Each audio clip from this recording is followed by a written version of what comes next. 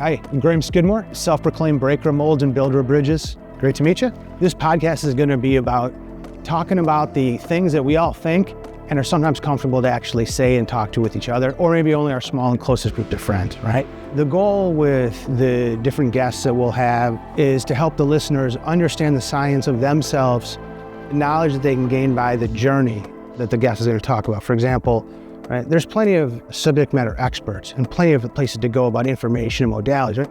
But understanding how somebody went from being born into one set of teachings, beliefs, etc., and then later on in life found themselves in a totally opposite way, but yet this opposite way is where they now feel the most comfortable about themselves. And so now this is where my happy place is, but it's different, right? And it's not an easy thing to do, to be able to figure out how to become comfortable in your own skin. The focus of the podcast isn't so much about providing new information as it is about understanding what's available, right? So as I looked around, I could find all kinds of information.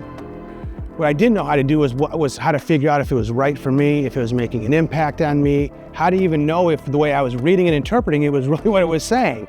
Because there's a lot of things that I would read and then I would ask somebody else and they're like, well, that's not how I read it. And so, all right, well, then obviously there's more than one way to figure information out, and there's obviously more than one way for it to make sense to different people.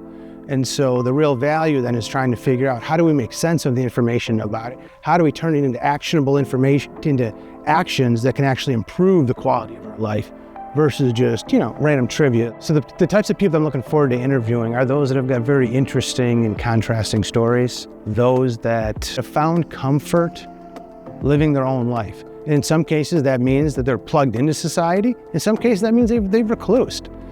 The value isn't, whether it to me isn't finding, should I recluse or should I be in it? It's that, how did two people both get to the same destination with two separate journeys, and being able to figure out which one seems to resonate the most with me and with others?